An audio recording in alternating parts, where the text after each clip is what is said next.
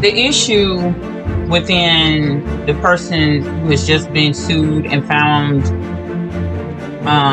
responsible to pay a hefty sum is that there is an attack on the court system for a purpose. And the purpose is to cast doubt about the United States court system and basically our entire judiciary fundamentals of law, because that is the only thing blocking him and anyone else from doing whatever they want without any repercussions or consequences. So the easiest thing he did with the election was plant a seed of doubt, and he radicalized people to believe after all these years that because a person loses an election that it had to be rigged by default. But is it rigged when you win? And the point is, if he can cast doubt on the election, which is a pivotal democratic process, then the next step would be to attack the very system that puts a barrier between those who do the right thing and those who do the wrong thing. In other words, if I can say that this entire court system is prejudiced amongst the lines of race, sex, gender, political affiliation, etc., then I can make you perceive that what is the point of following a judge's order when they did it under prejudice? So I'm not going to follow the order. And you see this in Texas, where people are beginning to eradicate and lead to the erosion of our judicial system by saying, well, defy the courts, defy the subpoena, defy this, defy that. You're trying to make it seem as if it's a choice, and because you know that you really don't have a choice, you're trying to make it so that if you don't follow the courts, so what? Try to sue me. Try to, confiscate my freedom from me. Then they turn it into a political movement and then try to say that the judicial system is rigged. We shouldn't follow anything they say, anything they do. We should do whatever we want. And who's going to stop us? So then you get a group of people who basically don't listen to the law, do whatever they want. Then you'll have a clash between the law of the land and a person's choice to break the law. And it's going to turn into a political theater. And then you'll have threats towards the judiciary. And then you'll have people being manipulated into making a ruling due to these threats. And then eventually you will have people in the judiciary branches bought off or scared off, and then you'll have someone who by default would have immunity at the threat of producing a violent result if they don't get their way. And the problem that the court systems are going to have, from those over any document cases, anyone over the tax cases, anyone over the sexual assault allegedly, anyone over any other court cases that involve individuals in power or individuals who have influence, you're going to have these people looking down at the same consequences if they don't do what he says. And then at that point, he and anybody else, they're going to put them in a situation where they have to choose between their freedom, which they technically still wouldn't have, their life, versus doing the right thing. And the human nature is to survive. It is to defy the odds and survive the situation or the threat. And if they perceive it as a threat to their well-being, they are going to do what they are forced to do because they feel threatened. Only those who honestly support the Constitution and defend it, just like a man on the military field or a woman on the military field, those are the judges that are going to survive the threats, survive the violence, survive everything. Maybe not necessarily physically if things do go left, but when it's all said and done, it'll be known through that judge, through that lawyer, through that jury, that they did not give the will, the power of the people over to one person to dictate over 200 years of a foundation. They were not a part of history giving our freedom to a person who's trying to hijack our country and those other people who are trying to help him.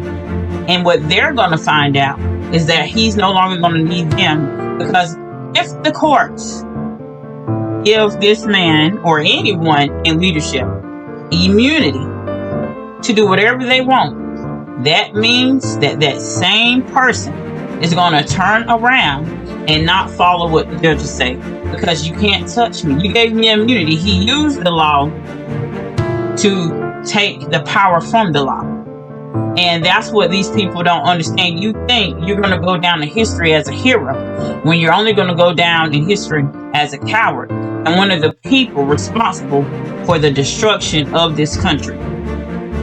That is the sad thing, that everybody, no matter if it was your granddaddy, your great-great-granddaddy, your great-great-great-grandmother, your great-great-uncle, whoever it was, fought in wars, marched, came on a boat, trying to seek refuge from persecution, freedom of land, freedom of religion, all this stuff, the foundations, everything from the sad slaughter of Native Americans who suffered for the founding of this nation, to the African Americans who suffered for this nation, the Italians and the Irish who got discriminated against in the foundation of this nation, to the Chinese who helped the building various things here around this country, to the Hispanics and Latinos who came and worked and were part of this country before wars. All these things, all this history.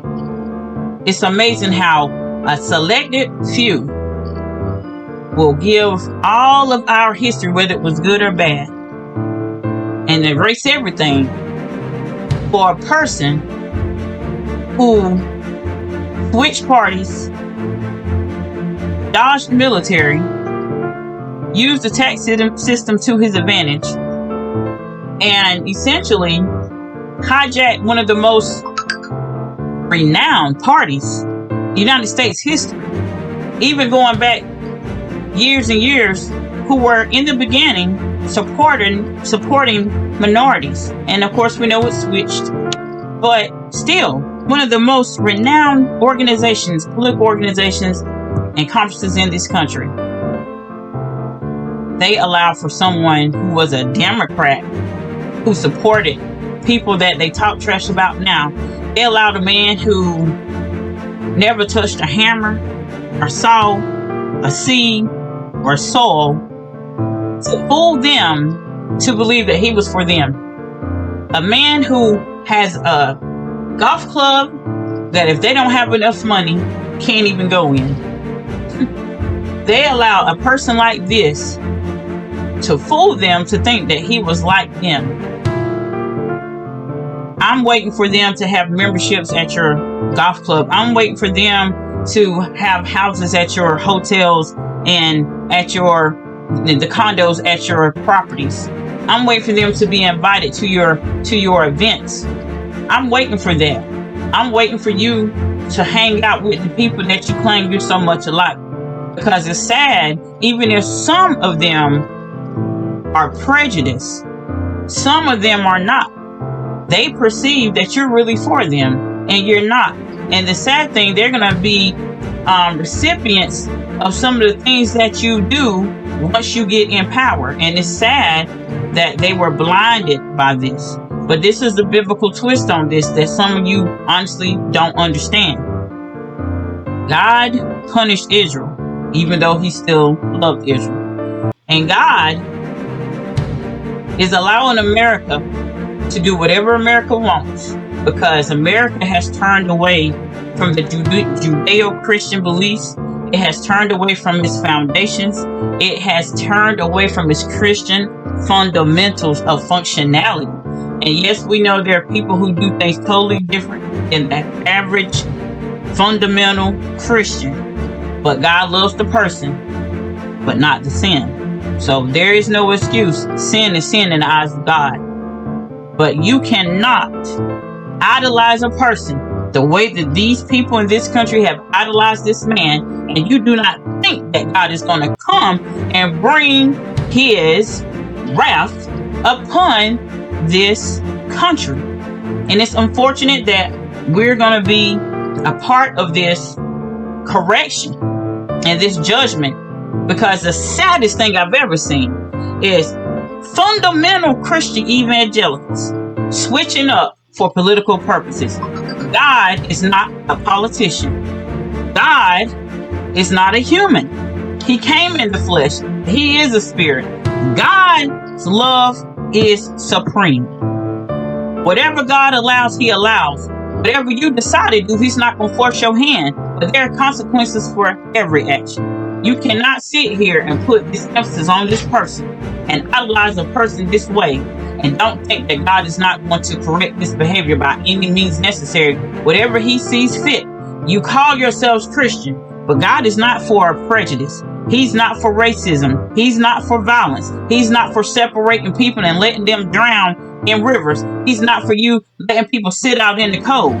He's not for you saying that this person isn't good enough to come in this country, because everybody that's in this country today either came on a slave ship, they came through explorations long before people knew where America was, that they don't want to give credit to. Moors, Vikings, all those folks, they don't want to give credit to the Native Americans that were here already.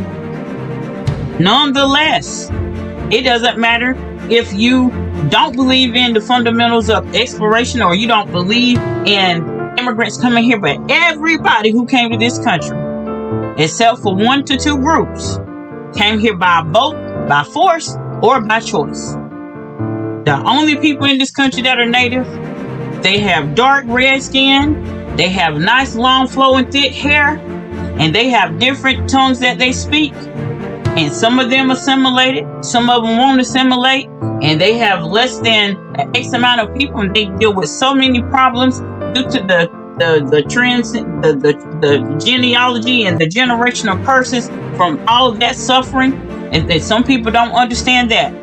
But I'm not going to lose you in this deep revelation, but it's always understood that just like if you commit the crime, you do the time. When you commit any sins that the Lord forbids, and I talk to you from a place of understanding that sin comes to people in different forms and ways. So I'm not talking to you from a place of perfection, but I'm telling you from a place of understanding that the things that I've done, the Lord has corrected me, and the things that America has done, he's going to correct America. He is going to correct Israel. He's going to correct all nations.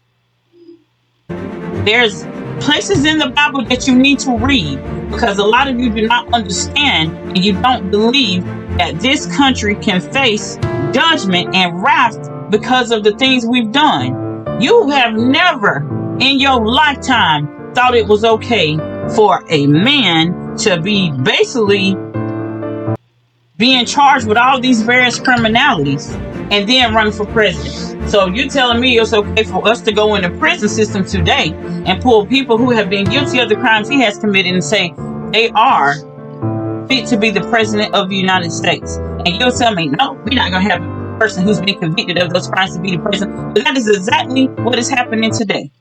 And we all know why. You put politics before this country. And the sad thing is, your political movement is going to put this country in a place where one person rules everything. Your vote is not going to matter. Your political affiliation is not going to matter. Anything that any of your freedoms that threaten their freedom to do what they want, they're going to put that down like a dog. They do not care. They want to send people to camps. They want to put people in jail for nothing. They want to take your weapons. They want to take your freedom. They want to take your money. They want to take your land. They're going to not stop at anything, because a person who wants power will never stop. Never will stop. They will never be satisfied. And some of you are going to be responsible, and you'll know it, and your children's going to know it, and your grandchildren's going to know it, that you You were responsible for this. And the only thing God did was allow for what your thoughts were and what you wanted to do to fulfill its mission, because warning comes before destruction. Nothing every person in that White House does is perfect. I do not agree with some of the policies that Biden has. I do not agree with everything. But what I do know is that that man loves his country. And his children love this country. They fought for this country. Everything he's doing, you bringing up how old he is. You think about why a man that old would want to risk his health and maybe some of the best years of his life defending this country, whether he takes a fall or stutters or it comes back and forth in his mind. That should let you know that he's willing to go through the ridicule knowing he has these problems because he wants to protect this country. Every person that's in the White House has problems, whether they were public or private. But for some of you to sit here and say all this stupid crap that makes no daggone sense about this man, it doesn't make sense. It makes no sense. Everything you saying about him, the person you putting in this White House, if they are to win for the next 4 years, that some of you are trying to put in, everything they talk about Biden doing, this person is telling you what he's gonna do. He done set all this stuff up. And I don't want to hear nobody crying. I don't want to hear none of it. Because it's going to be your fault. You so stuck on a certain person being in the White House so you can have your way, but you don't even realize they're not going to care about you. They use you to get where they need to be. They stepping stone.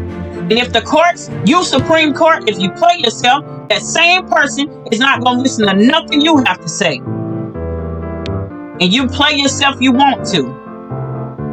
You're just going to be sitting somewhere having no power, because if you give him immunity, he don't have to listen to nothing you say. He can defy everything you say, and you can't touch him because you gave me immunity. And that's why you cutting your nose off to basically spike your face.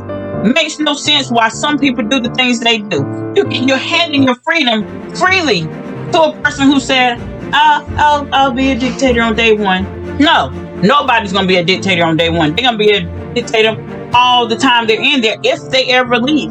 If the Constitution gives you 2 terms, but you don't want to support the Constitution and you want to defy the courts who are interpreters of the Constitution, and you say, well, you know what, I don't want to listen to the Constitution. The Constitution doesn't matter to me right now. I'm running for president again, and no one can stop me because I have immunity. No one can touch him. The law that you gave him made him lawless. Remember that when you're debating this stuff, because all this stuff comes back full circle, and it'll come back and stare you in the face that you have made a mess. You have allowed a mess to be made if you give this person immunity. I don't care who you are. When you do wrong, you need to face consequences, no matter who you are. Justice is supposed to be blind. It shouldn't matter what color you are, political affiliation, how much money you have, or whether or not you're the president, senate, or anyone else. But if y'all let this happen, consequences that come, we will remember ourselves in a history book, and we won't be able to tell our kids anything, because this country will be over if y'all give this country over. Take care and God bless, and I hope you make the right decision.